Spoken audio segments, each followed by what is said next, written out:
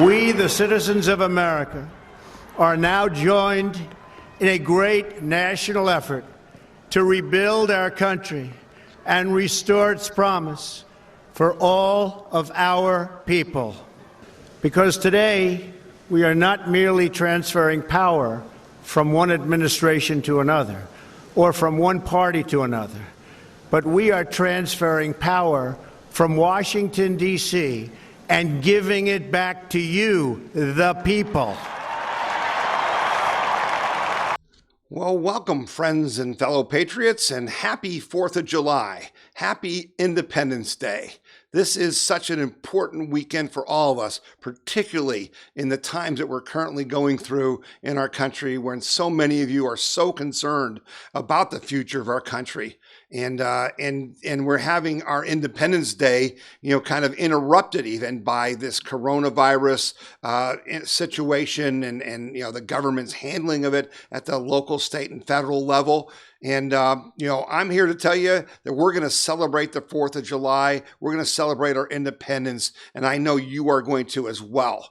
I want to thank everyone who's tuned in on the radio. If you're listening on one of the 5 stations that air the program on Saturday mornings from 7:30 a.m. until 9 a.m., if you're listening to radio, we're sure glad you joined us for this 4th of July broadcast.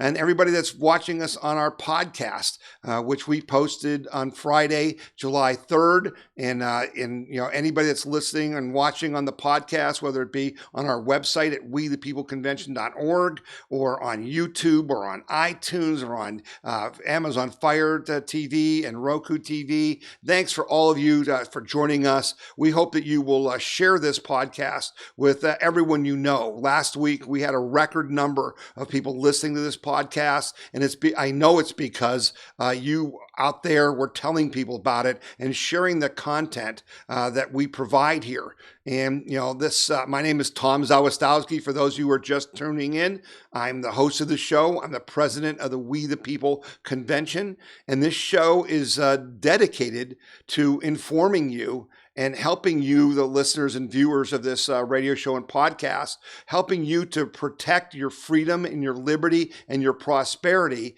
and for all of us to protect our Constitution and our nation. And, you can see if you're watching the podcast, I'm wearing my 4th of July shirt. It's got a part of the Constitution written on it. It's got flags, and, we're going to celebrate in this program, and we're going to continue celebrating all weekend. So thanks to everyone who's joined us. I want to begin the program by, really helping all of you to gain perspective. I talked about this a few weeks back when the COVID-19 thing was kind of beating you into the ground and people were getting frustrated. Now we have the added situation of this, these riots and this attack on our culture by Antifa and Black Lives Matter, the Democratic Party, and other, people that are anti-American. And I, told my wife, I said, I thought this Tuesday must have been declared a National Therapy Day, because from 6:30 in the morning till 10 o'clock at night, all I did was take phone calls from those of you out there who were just at the tipping point. You were just standing on the ledge, and I had to talk you off the ledge. And I know why this is happening. Those of you who've listened to the show in the past few weeks or watched the podcast, I've talked to you about the fact that they are using sophisticated psychological warfare on us. Their goal is to make you upset. They are trying to make you think things that aren't true. And they're using sophisticated techniques to do that. And I'm going to expose some of those here during this show, okay? But the way that you can protect yourself and those around you and not get too emotional is if you can keep your perspective. So let's start with an example that I used with one person who called me this week. They were all upset about the statues. They were tearing down our statues. They're tearing down our culture and our history. And this is just really upsetting me. And I just can't handle it. And they said, they're tearing down the statues of George Washington, our founder. And I said to the person who called me, I said, let me ask you a question. How many statues of George Washington have they torn down? And he said, I don't know, 2 or 3. I said, yeah, at most that I can think of. On the podcast, I'm showing you a picture of a George Washington statue in Portland, Oregon that they turned down. But I went online and I couldn't even find 3 examples. But you know what I found when I went online? I said to this person, I said, how many George Washington statues do you think there are in the United States? He said, I don't know. I said, well, I'll guarantee you there's at least 500, and there's probably more than 1,000. And so I went online and started to search. You can do this as well. I found this at Wikipedia. I don't trust Wikipedia. It's a leftist organ, but there is information there. And there I had a list of memorials to George Washington. And it's just unbelievable. First of all, he has a state named after him, the state of Washington. There are 31 counties named after George Washington, 241 townships. There's all kinds of schools and institutions like Central Washington University, Eastern Washington, George Washington University. There's forts. There's geological features like Lake Washington, Mount Washington, Washington Peak. There's neighborhoods. And there's hundreds and hundreds of statues. Perspective is that you recognize that they're not tearing down all the statues. They've torn down a couple of statues, and then the news media, including Fox, keeps playing them over and over and over and over again. And in your mind, they're accumulating like it's happening every day, all over, everywhere, and every statue's coming down. It's not true. It's fake. It's a psychological tactic. And then you're worried about the protesters. These protesters, oh my gosh, they give you these fake polls that 62% of the people support Black Lives Matter. That's wrong. 62% of Americans don't support the organization Black Lives Matter. They support the statement Black Lives Matter. Who doesn't think Black Lives Matter? Just like we think all lives matter, and white lives matter, Asian lives matter, babies' lives matter, right? So how many protesters do you think there really are? Well, I can guarantee you, I'll give you a high number. I'll go over the top. Let's say there's 500,000 in all the protests, all these marches you've seen all over the place. 500,000. Yeah, you know what that equates to? That equates to 1/10 of 1% of the U.S. population. That ain't everybody, is it? Heck, that's hardly anybody. And I'll tell you a little story, right? Because we in the Tea Party have fought these people for 11 years, and we know this is all AstroTurf. And we know, for instance, when I say 500,000 protesters, I'd have to qualify that and say it's probably 300,000 actual people, but 200,000 of them have been moved from place to place to place and transported to make themselves look bigger. Because I can tell you that we witnessed a group in Worcester, Ohio, in central Ohio, Worcester, we witnessed a 15-passenger van with about 15, 20-year-old black people in it that came to Worcester. And then the next day, they were holding a protest downtown and stopping traffic. And what do you think happened after that was over? You think they stayed in Worcester? They got in their van and they went to the next town. It's AstroTurf. It's not real. That's perspective. That's what it's really all about. And so then, the big scare this week is, oh my goodness gracious, Texas. Texas is facing its worst ever cases of coronavirus. They had 8,000 cases of coronavirus in one day. Oh my God, the end of the world. You know how many people live in Texas? See, and as soon as you hear that on the news, as soon as you hear them say, Texas is having the biggest outbreak of COVID ever, 8,000 people, your next question needs to be, how many people live in Texas? Yeah, it's 29 million. Do you understand how few 8,000 people are out of 29 million? Okay?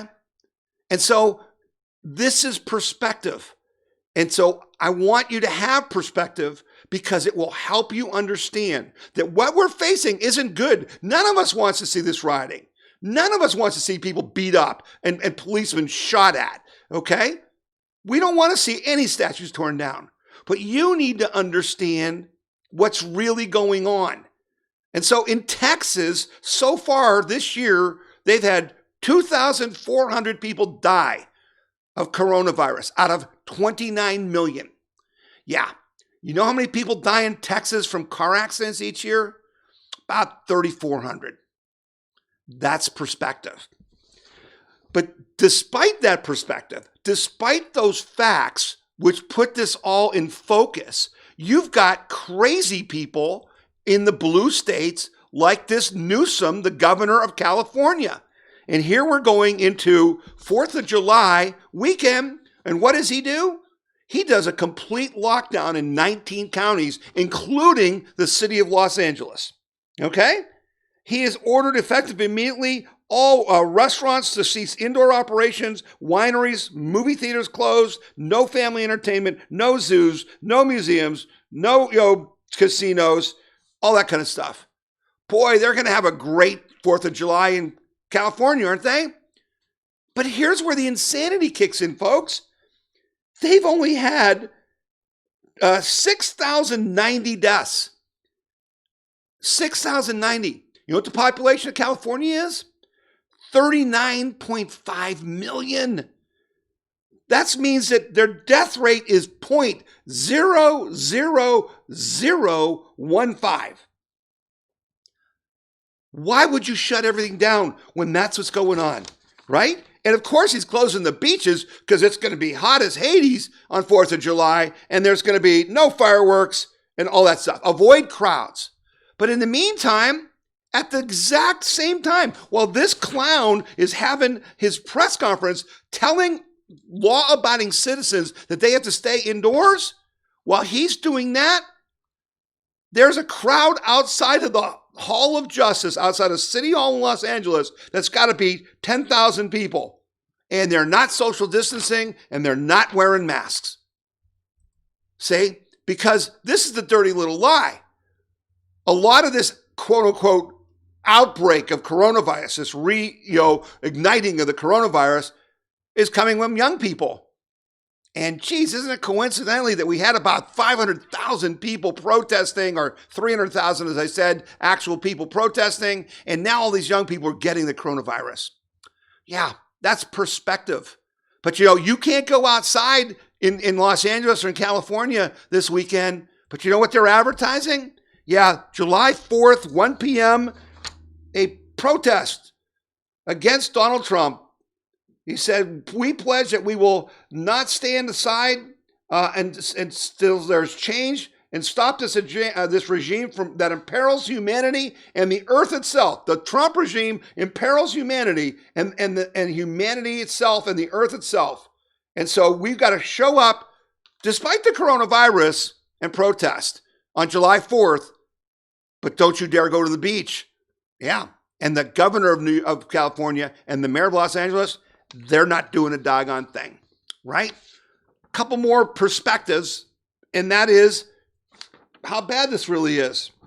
You know how many people, in the world right now, there's been 500,000 deaths, right? In the United States, we're at like 130,000. And they're all upset because there were 50,000 cases in a single day this week. And the news ran with that and scared the crap out of you. Yeah.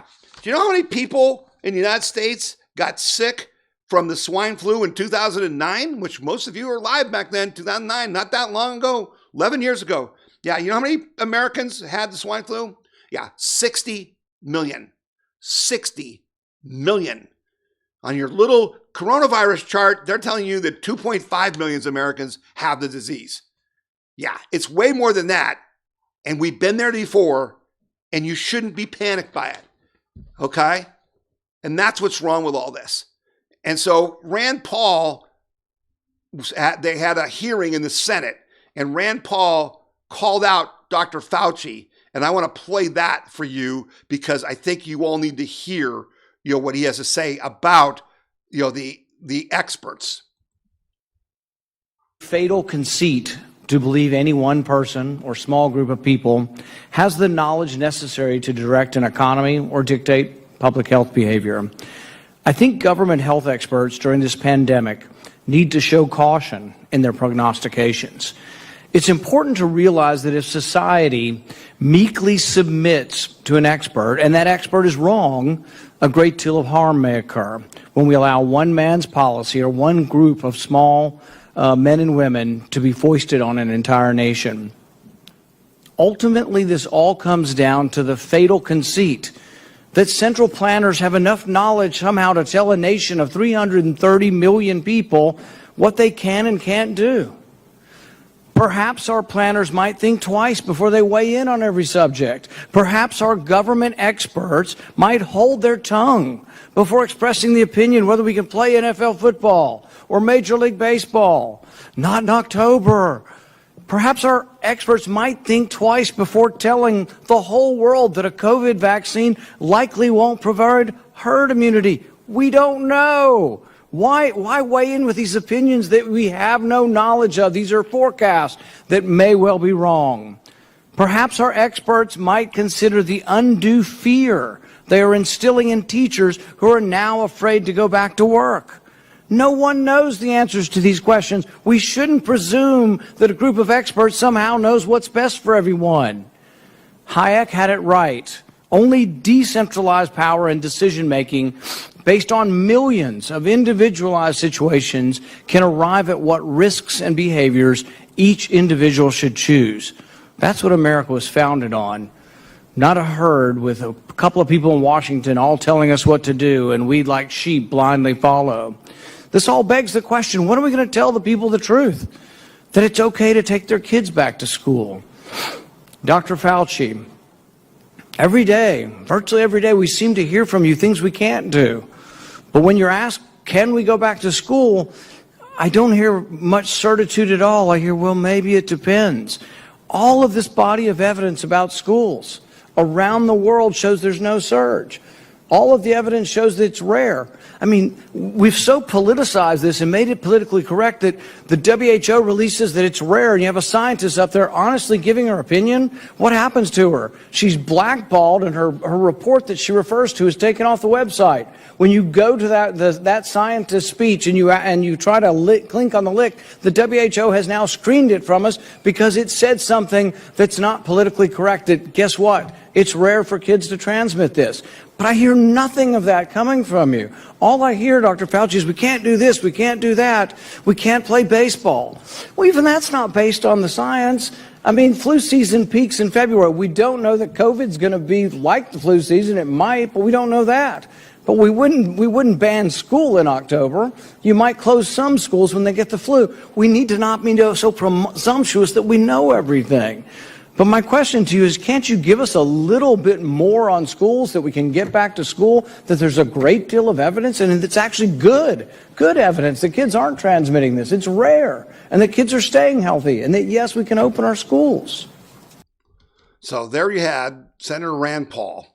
And I know you feel that way, but I wanted you to hear that we need to not rely on experts. That's not the American way.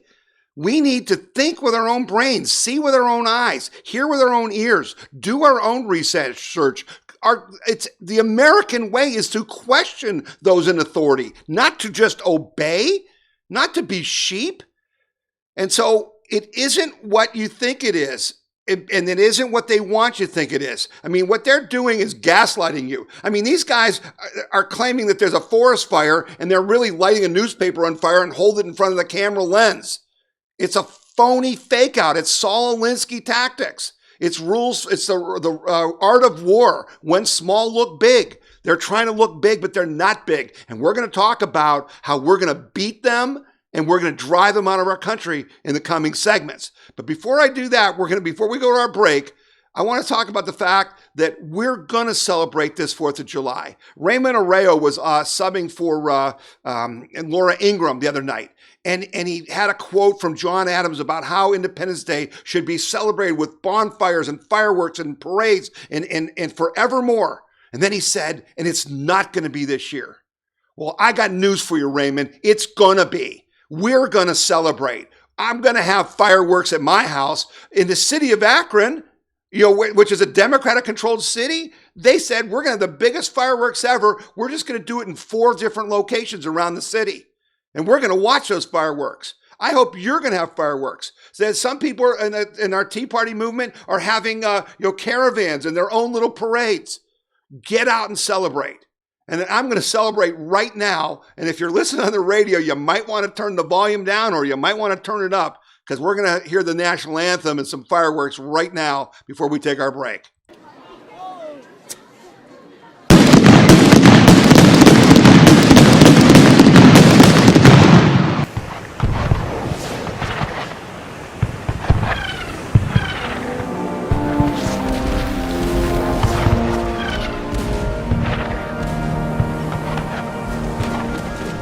Oh, say, can you see by the dawn's early light what so proudly we held at the twilight's last gleam, whose broad stripes and bright stars through the perilous fight o'er the ramparts we watched were so gallantly streaming, and the rockets' red glare, the bombs bursting in air, gave proof through the night that our flag was still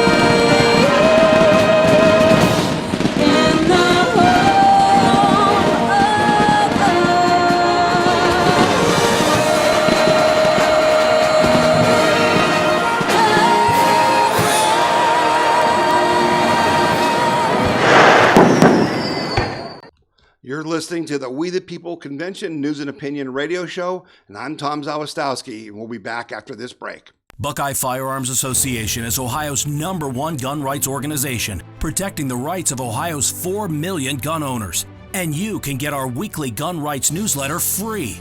Receive breaking news and urgent alerts on gun laws. Stay up to date on self-defense and shooting sports. Discover pro-gun activities and events near you. Get your free gun rights newsletter now at bfanews.org. That's bfanews.org. bfanews.org. The Buckeye Institute was founded in 1989, and we're the longest serving free market think tank in the state of Ohio. My goal is removing barriers to prosperity that have been put in place by government. We want for Ohio to be the freest and most prosperous state in the country. The Buckeye Institute is a source of common sense ideas that will have an impact on the nation as well as the state of Ohio. All right, and we are celebrating the 4th of July here on the We the People Convention News and Opinion radio show and podcast. And I want to talk to you about an incredibly important story that happened last weekend and most of you missed. And folks, this should have been the biggest news in decades. And if you go to the We the People Convention website, wethepeopleconvention.org, and you click on the articles link, and look for the article that says Barr creates task force to combat anti-American extremist groups.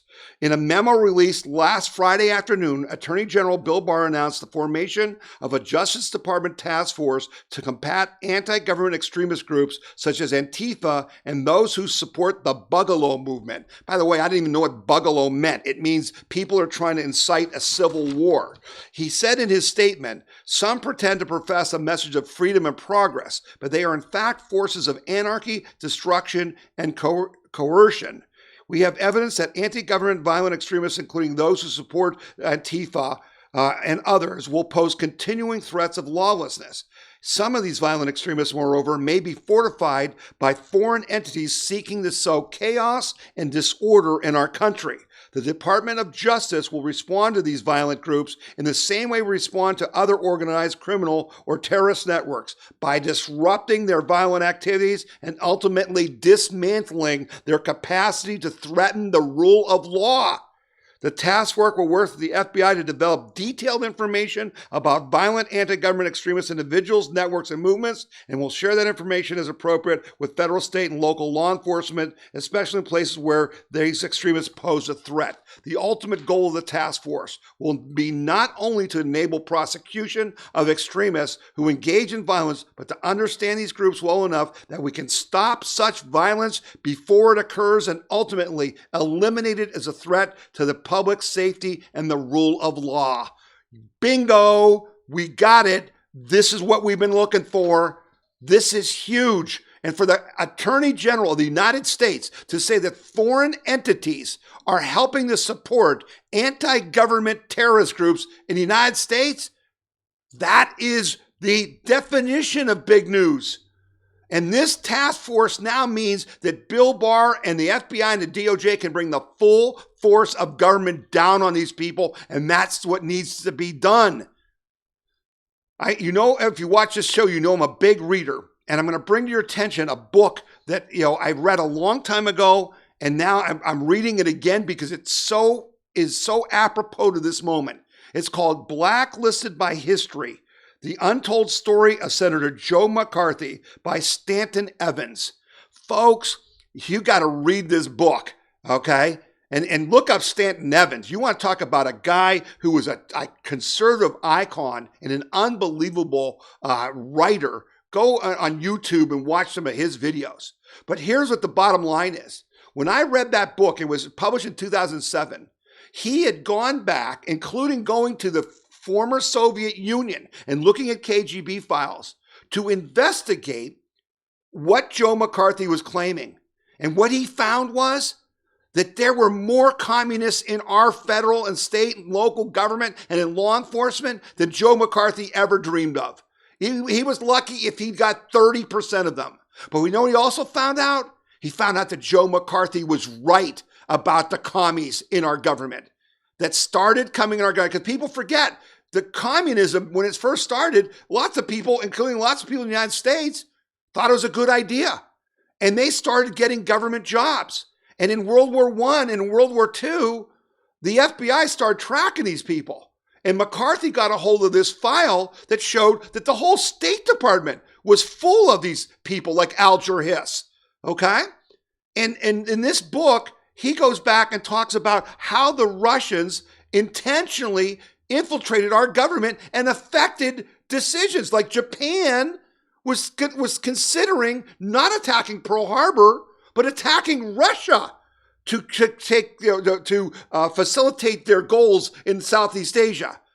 And the State Department communists who were infiltrated found out and did things to help convince the Japanese to attack America. Folks, what we're seeing today, what Antifa, Black Lives Matter, the Acorn, Barack Obama, Valerie Jarrett, all these guys who are leftists, who are Marxists, this started 100 years ago. And now it's coming out. And now we're seeing it. And while you're scared, and while we're worried, as we talked about burning statues and protests, and the Black Lives Matter people, they're not hiding it. The one guy was on TV this week saying, if you don't give us what we want, which is to take over your country, we're going to burn this place down. Oh yeah? And then what? They're serious, but we have to be serious. And so it's clear that everyone in the U.S. who says that they are or are found to be a Marxist, a communist, or a socialist must be either deported or convicted of sedition for working to overthrow our government, as they are no longer Americans. That's the fact. This is what we're facing. We must defeat these people. But you know what the good news is? They're out in the open. We can defeat these people now. because they're not hiding anymore. And you know why they're not hiding? Because Donald Trump is beating them. Donald Trump is returning power to the people. Donald Trump is defeating not only the deep state, but the ruling class, including the Republicans. And that's why they're going after him with everything they've got. And that's why we've got to defeat them. But as I told someone who was worried and said, oh, look at what they're doing. They're so powerful. We can't stop them. No one's stopping them. What I just told you about AG Bill Barr is the most important thing. When Barack Obama was president, those of us in the Tea Party knew that we did not have any way to defeat them other than guns and ballots. And we chose ballots and we got rid of Barack Obama because we defeated Hillary Clinton, which would have been an extension of Barack Obama. We stopped them. We elected Donald Trump. Now we have the White House and we have the Attorney General. And we can bring the full force of government against them. And let me be clear to you. We are grassroots. The people listening to the show are citizens who will defend our country for love of country. But I told you that the people going to these protests are all paid. A friend of mine got a bunch of texts the other day. He lives in Las Vegas, and it said, we're looking for protesters to come to Los Angeles. We're paying $25 an hour. There were 20,000 people at that protest in Los Angeles. 20,000 people at $25 an hour for 3 hours. That's like $500,000. They don't have real support. It's all bought and paid for. So you know what that means? If you defund them, they're dead. If you go after the sources of money, they will cease to exist because they don't have anybody that will really fight for them without getting paid. That's how we defeat these people, and that's why we're going to encourage the president and AG Barr to keep going after them. So I wanted to share that with you because it's so important. Okay, it's so important. And then, you've got these other things that are going on, and I think Black Lives Matter needs to be declared a terrorist group. They said they're terrorist. They said we're Antifa. Black Lives Matter. The founder said she's a Marxist. I showed you that last week. They said our goal is to remove Trump, and they have no intentions of helping black people. Once they get named a terrorist organization, then Barr and those guys can go after every company that gave them money because that's funding a terrorist group. He can go after every university and every university president that supports them because it's against federal law to aid a terrorist group. And we're going to be pushing to have Black Lives Matter named a terrorist group. Because if we don't, folks, we're going to have what we had this week, which is that couple in St. Louis who had to come out on their front porch with their guns to stop the crowd that was attacked, that was broke through the gate into their community, and it made them fear for their lives. And we're seeing this all over with this defund movement. In Philadelphia, shootings are up 57%, homicides are up 24%. In Milwaukee, homicides are up 95%. New York City has seen a 44% spike in shootings this year. Okay, that's what you get. But we're not going to let that happen. And so what do we see this week? The Department of Justice charged 4 rioters for attempting to tear down statues of Andrew Jackson. And I heard today that they arrested the ringleader. That's what we do when we fight back. That's how you make it, you change things. And President Trump, for those of you worried about the statues, President Trump asked the Department of Homeland Security, and they formed a task force to protect all the monuments all over the country on July 4th weekend. They're going to be watching these people, and they're going to be acting proactively to protect our statues. Okay? That's what they're going to do. And then they arrested this guy from Utah, who was a Black Lives Matter activist who shot a driver at a protest and almost killed the person. He was just arrested. What I want you to see is it's not all one-sided. It's not only the good people, the people who love our country who are losing their jobs or getting beat up. We are starting to go after these people, and we're going to continue to go after these people. And even in CHOP or Chaz or whatever you call it, in Seattle, we shut it down. They shut it down because why? They started killing each other. It was anarchy. And that stupid mayor, they're protesting outside her house now because what does that teach you? You can never placate the crowd. You cannot placate the mob. There's only one way to deal with a mob, and that's with force. And whether that's force from our government or force for you and I protecting our own property, there's got to be force. And that's what we're doing. And that's what we're celebrating this Independence Day. We're celebrating our country and the fact that we've been strong and we've been able to defeat our enemies because we love freedom so much, we will give whatever it takes to maintain it. And that's why we celebrate our Independence Day. And that's why the world celebrates our Independence Day. Because they know that America is the best idea for mankind ever devised. And everybody in the world, they dream of coming here. That's why we have these people trying to break in our borders. But you and I, we have to stand and fight because there's nowhere for us to go. And so I'm not afraid of a bunch of snowflake white college kids. And I'm not afraid of the militants and the communists who think they're going to overtake us with propaganda and with cheap, tricks like, looking big when they're small. They're tearing down statues and making you afraid. We're not going to be afraid. We're going to be strong and we're going to defeat them. Okay? So I hope you enjoy, for those of you on the radio, I hope you enjoy your 4th of July weekend. Celebrate, man. Celebrate like never before and get ready to defend our country going forward. All right? And we'll be back again next week. You're listening to the We the People Convention News and Opinion radio show and podcast, and I'm Tom Zawistowski. The We the People Convention News and Opinion radio program is paid for by donors like you. You can donate to the We the People Convention and support our cause by going to wethepeopleconvention.org or by sending your check in any amount to We the People Convention, P.O. Box 6211, Akron, Ohio 44312. All right, we're back. And we're glad that you stayed with us if you're on the podcast. And if you joined us from the radio, thanks for coming to wethepeopleconvention.org. We're glad you joined us. And, we will continue with the show. We've got some really big news. And part of it was what you heard Rand Paul referencing about the schools.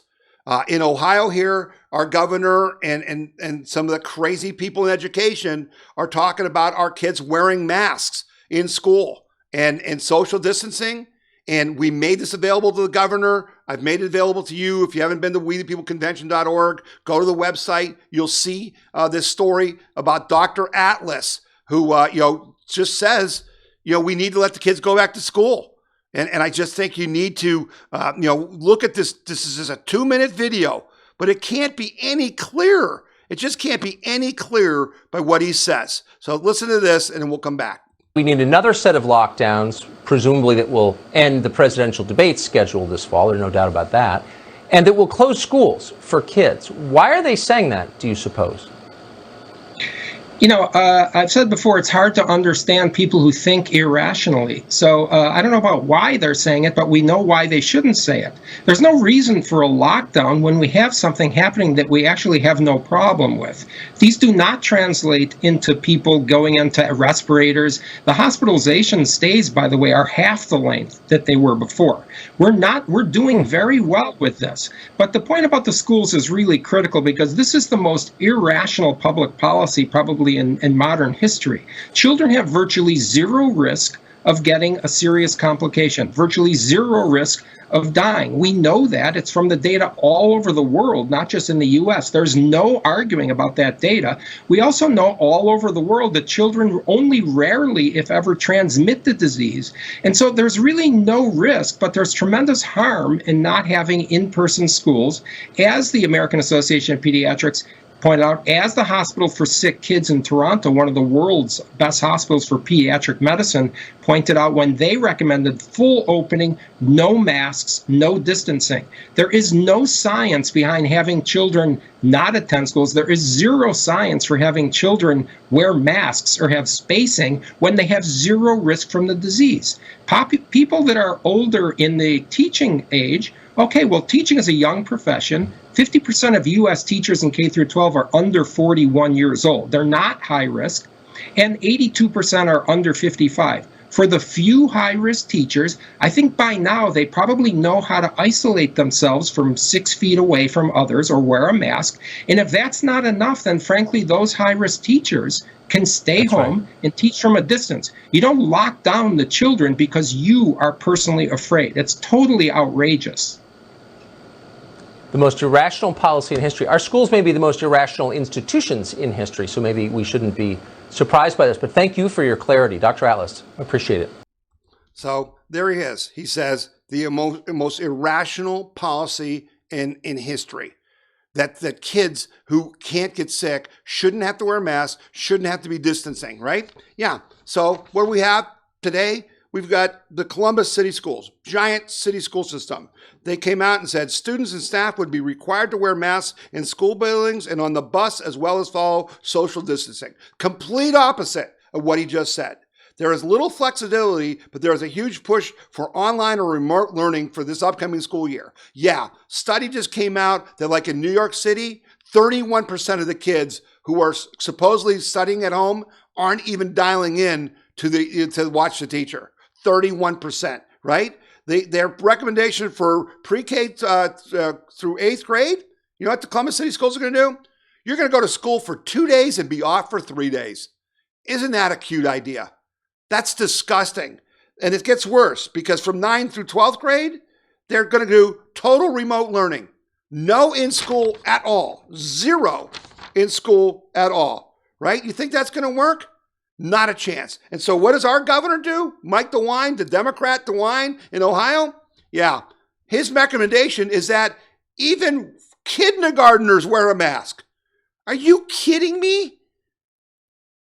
And then he claims that he has the science, and he parades this, this stooge up there who's the head of some, government-funded, pediatric group who said, oh yeah, we pediatric professionals think that you should have kids wear masks all the time and social distance while they're in school. And oh, by the way, make sure that you talk to your pediatrician about the psychological damage that this might cause to your child because they might be stigmatized from wearing a mask. This is what we call leadership. It's disgraceful. That's what it is. It's disgraceful. And Rand Paul, I'm going to go back to Rand Paul because listen to these stats. If Dr. Atlas didn't convince you, listen to these stats about kids all over the world. Take, for example, government experts who continue to call for schools and daycare to stay closed, or that recommend restrictions that make it impossible for a school to function.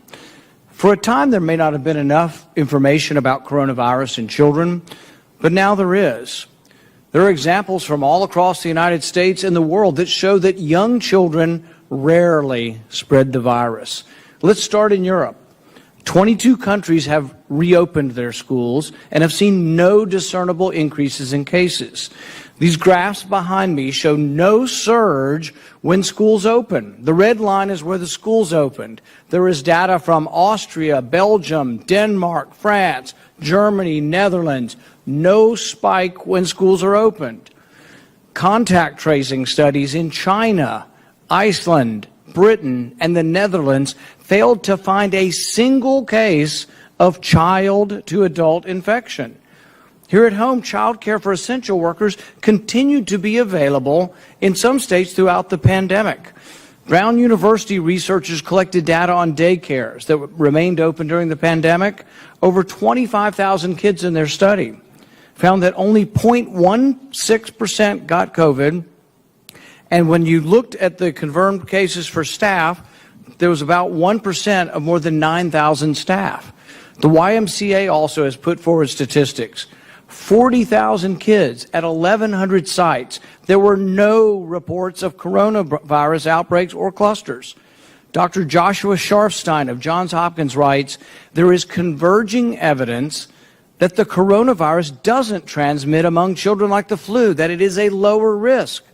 Just yesterday, the American Academy of Pediatrics says we got to get kids back in school. We want them physically present in school. They even cite mounting evidence that children are less likely to contract the virus. So how can you refute that? How can you have why would you have any fear of taking your kid to school without a mask and without, distancing, when in 22 countries they've brought the kids back to school and there's been no increase? And again, when he talked about, the few times that kids got coronavirus, he didn't say they got sick. So in these big studies, 1.6% of students got the coronavirus, but he didn't say they got sick. And 3% of the staff got it, but he didn't say they got sick. This is sick. We are destroying our children's education because we're not educated, because we're stupid. I don't know what more I can say. The data doesn't lie, and yet we have bureaucrats and people who have a God complex who want to rule over you, like Mike DeWine in Ohio and Newsom in California and Cuomo in New York. And it's disgusting what they're doing. But when are you and I going to stand up and stop them? When are we going to resist? When are we going to fight back? That's what we have to do. You just have to simply say, I will not comply. And so I was happy to see in Ohio this week that there were 7 counties, the GOP, the Republican parties in these counties wrote to Governor DeWine and said he's overstepping his bounds in the pandemic response. In Warren County, they said the Ohio Republican governor grossly mishandled this year's primary election and has not reacted appropriately to the pandemic. In the Warren County GOP resolution, it said the governor should open Ohio to all commerce and allow Ohioans to make lawful decisions regarding their own well-being and safety. Do you understand? America is about freedom and liberty and you protecting your own prosperity and your health. It's about personal responsibility. And that's what the governor in South Dakota said. I'm not your mommy. I will tell you what you need to do, and you have to decide to do it. And yet they won't. They want to be your mommy. They want to be the state. You need to be an individual, and we need to keep fighting back. And again, the results of this are so damaging.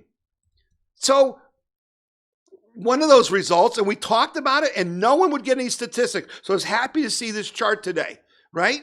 And we talked about during these lockdowns that opioid abuse would just go crazy. And so what does this chart show? It shows that monthly overdoses grew dramatically during the pandemic, up 42% in May. 42% more drug overdoses. Do you realize how that dwarfs the people getting sick from coronavirus? That's the problem. You can't keep doing this. You're killing people. You're hurting people. You're not saving lives. These governors aren't saving lives. These mayors aren't saving lives. They're just destroying people's mental health, their physical health, and their economic health. So that's why we got to get back to work. And you know what? We are getting back to work. Great jobs report for the month of June. Surprising again. Surprise! The experts are always surprised. Why are you an expert if you're always wrong? That's what I wonder. So what do we got in the jobs report for June? Payroll jumped 4.8 million, meaning 4.8 million more people went back to work in June. The experts were expecting 3 million. The unemployment rate is now at 11.1%, and they were projecting 12.3, and that's down from 13.3. And this was a statistic that kind of surprised me. The labor force participation rate rose to 0.7 percentage points to 61.5, which is 1.9 points below its February level. Holy cow, I didn't realize that we were still over 60% as far as job participation level. That means you are going back to work, and that's a big deal. And that's why the consumer indexes are showing lots of good numbers too with spending. And that's why there's a second coronavirus outbreak and the media is beating you to death. And that's why these blue state governors want to shut it down, because they can't allow us to have an economic recovery. They can't allow us. They're going to try to shut down the two biggest cities in our country, New York and LA, to hamper us economically, and we won't let them. And one last little gem here, USMCA, right? The US-Mexico-Canada agreement that replaced NAFTA. No one even talked about it, but it starts July 1st. It started this week. And the Trump administration, marked a quiet start to their major policy victory for the president that in recent months has been overshadowed by the social justice protests and month-long coronavirus pandemic. The deal is a result of more than 2 years of negotiations between the respective leaders of Canada, Mexico, and the U.S. The new deal will affect more than $1 trillion a year in trade. Specifics of the deal, which the administration boasts will create hundreds of thousands of new American jobs, including rules that increase the difficulty of moving cars and car parts across national borders duty-free. The new deal stipulates that 75% of the vehicle's component parts need to be produced in North America to avoid tariffs, and 40% need to be manufactured by workers earning at least $16 an hour. And by the way, in that jobs report, the average hourly wage was up to $29.37. How's that for an hourly wage? That ain't too bad. So we're going to take another break. You're listening to the We the People Convention News and Opinion radio show and podcast, and I'm Tom Zawistowski. This is Jordan Sekula with the American Center for Law and Justice. At the ACLJ, we are committed to fighting the deep state and protecting freedom, the right to life, religious liberty, and fighting for the Constitution. The ACLJ has experienced tremendous success in litigating cases at all levels of the judiciary, from the federal district court level to the Supreme Court of the United States. We have offices in Washington, D.C., Jerusalem, and all around the world. You can find out more about the ACLJ and join us by visiting aclj.org. Did you know that the Right to Life Action Coalition of Ohio is the largest statewide life group in the state? Are you tired of the compromised approach to pro-life legislation that has been the status quo for far too long? Since 2017, the efforts of the Right to Life Action Coalition of Ohio has changed that approach, closing loopholes and making pro-life laws enforceable. Visit rtlaohio.org or call 440-668-4049 for details. The Right to Life Action Coalition of Ohio. All right, and we're back for our final segment, and we're glad you stayed with us because I've got some just bang, bang, bang, some good news to finish up our July 4th celebration, and the optimism we have for our country going forward now that we all have perspective, right? Now that we all have perspective. Here is a really interesting thing that Trump did that I'm sure you missed, because no one wants to tell you about it, but this is really significant. Trump signs executive order refocusing federal hiring on skills over degrees. Unnecessary degree requirements exclude otherwise qualified Americans from federal employment, impose the expense of college on prospective workers, and disproportionately harm low-income Americans, the White House said in a statement. So what this means is that, in Washington, because they're all elites and because all their kids get sent to Ivy League schools and all that, well, they've stacked the deck for any job in the federal government that you got to basically have a college degree. And if you don't, they just look down on you like you're a piece of crap. But guess what? They don't know what they're doing. They don't have any skills. They may have degrees, but they don't have any talent. They don't have any skills. And so President Trump, by signing this order, has made a big change. So think about this. What I'm talking about is if you're going to get a job in a small business administration, you think it might be a good idea if you ran a small business? But that's not what they did. If you're going to be in the agriculture department, don't you think it'd be a good idea that you might have been a farmer or involved in the farm industry somehow? And you didn't need to get a PhD from Harvard.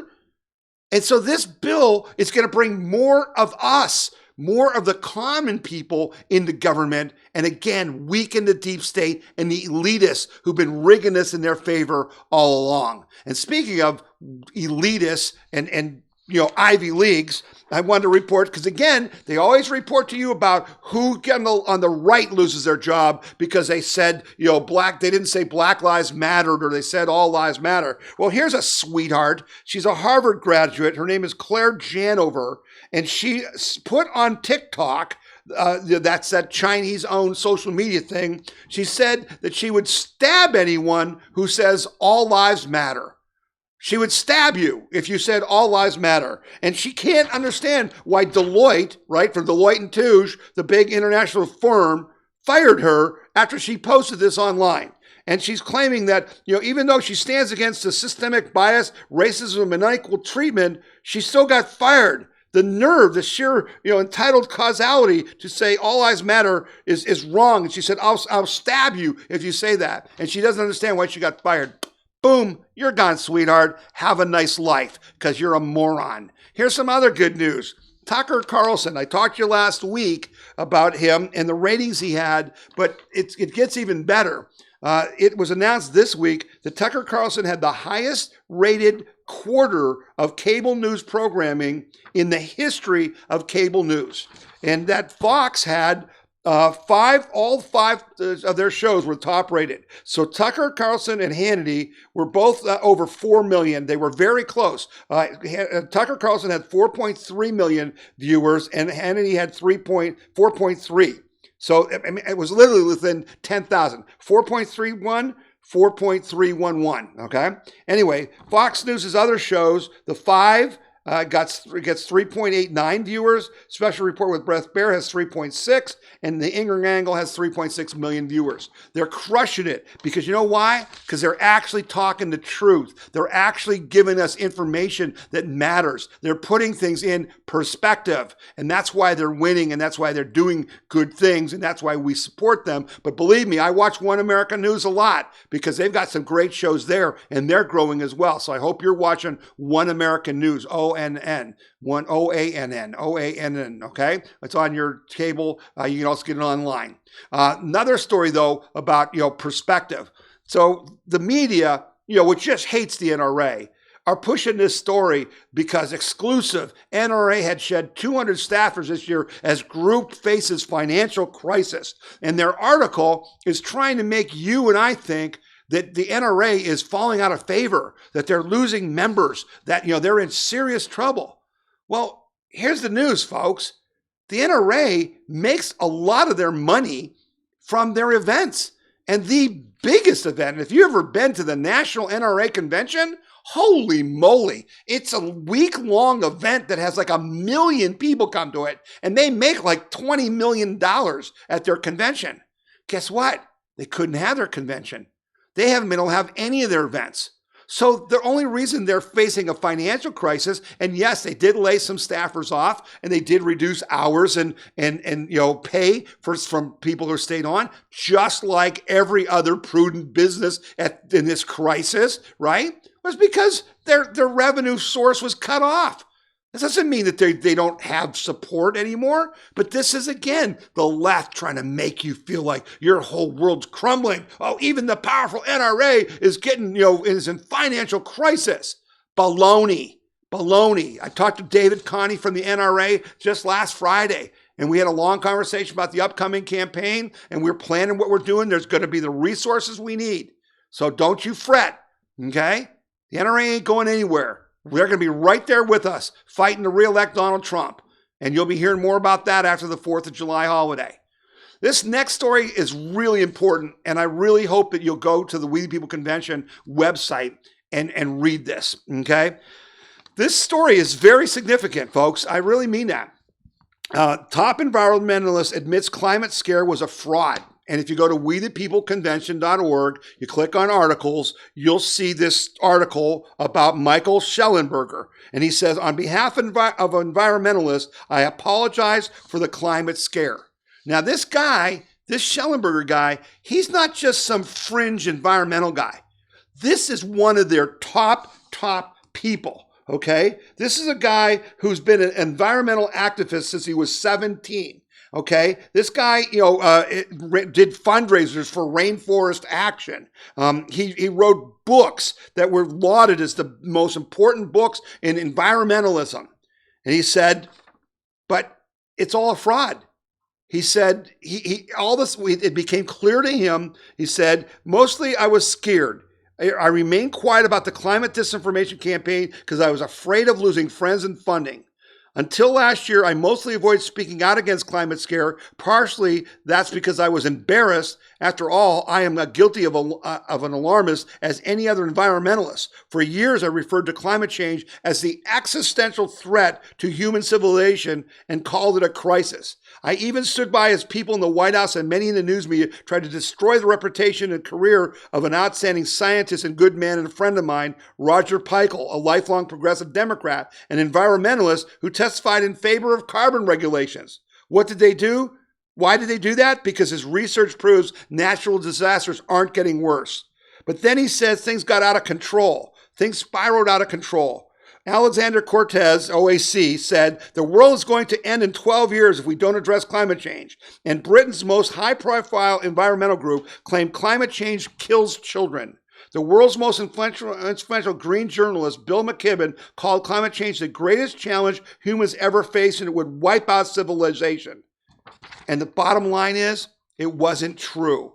He said, in a list of things that were true, he says, here are some facts few people know. Humans are not causing the sixth mass extinction. The Amazon is not the lungs of the world. Climate change is not making natural disasters worse.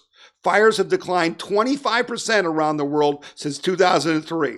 The amount of land we use for meat, humankind's biggest use of land, has declined by an area nearly as large as Alaska. The buildup of wood fuel and more houses near forests, not climate change, explains why there are more and more dangerous fires in Australia and California. Carbon emissions are declining in most rich nations and have been declining in Germany, Britain, and France since the mid-1970s. We produce 25% more food than we need, and food surpluses will continue to rise as the world gets hotter. It's better for us. It's better for growing things. Habitat loss and direct killing of wild animals are bigger threats to species than climate change. Wood fuel is far worse for people and wildlife than fossil fuels. Preventing future pandemics requires more, not less, industrial agriculture. And he wrote a book, which I'm going to get, called Apocalypse Never, Why Environmental Alarmism Hurts Us All. Apocalypse Never, Why Environmental Alarmism Hurts Us All. This is one of their top people admitting that it was all a fraud. You're going to want to share that one. So go to wethepeopleconvention.org, click on articles, look for the article that says Top Environmentalist Admits Climate Scare Was a Fraud, and then just copy the link and send it to everyone you know. And I put at the bottom of the story on that page, send it to every teacher you know and every politician you know, because they're still selling the lies, and this guy has just exposed them. And that's a great way to end our 4th of July show, because we're going after it, Antifa and the communists with A.G. Barr's task force. We're arresting the people that are tearing down statues and rioting, right? We're fighting back against the environmental movement and this nonsense about, the climate is everything, and we're winning. You just, can get confused if you try to watch the news that they feed you. The propaganda will convince you. That's why they do it. But you listen to this show and you share the show, because we expose the truth and we talk about the truth and we use our own minds to reason things out and share them with each other. And so I want to wrap it up for this week. I want to thank all of you who sent me stories, who send me notes, who call me. I also have to thank all of you who are responding to the fundraising letter that I sent out. The response has been overwhelming, and I really appreciate that. It's going to give us some resources we need to build for this coming November's campaign. I can tell you that if you've been getting the text messages, that that's starting to work. And we're going to change our website so you can go and put your text, your cell phone number in, because we're finding that sending text messages are getting through 10 times better than sending you emails. And so we're moving to text messaging because it's cheaper, faster, and better. So we'll work hard not to abuse that, but that's why we're doing texting. And I appreciate those of you who are getting those texts. And then what you can do is you can copy the text and share it with other people. It's real easy to share it. So when you get a text, make sure you share it. It's just, and you click on the links. There's always a link in the text, so you can go to the website, and then you can copy that URL and put it in an email if you want. But we're making a change, and we're doing better, and it's because of you. It's because of the money you've given to donate to us, and we just can't thank you enough for that. Okay. So we're going to wrap up the show. You're listening to the We the People Convention News and Opinion radio show and podcast. And I'm Tom Zawistowski. And I'm going to celebrate the 4th of July. And I'm going to be back next week.